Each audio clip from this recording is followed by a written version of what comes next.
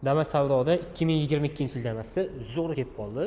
Hop, kraskalar absolutniy toza, tayyor, beharajat navrot qilib qo'yilgan. Mashina undan tashqari to'liq variantda shumizatsiya qilib qo'yilgan ekan.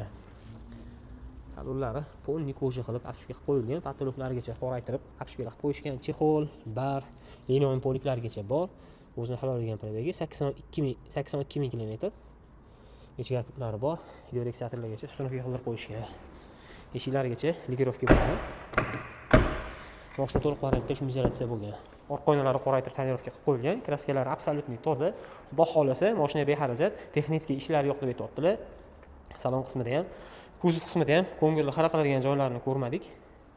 Metina bo'lgan, chizilgan, salafina bo'lgan joylargacha yo'q, metangazgacha ustunovka bo'lgan.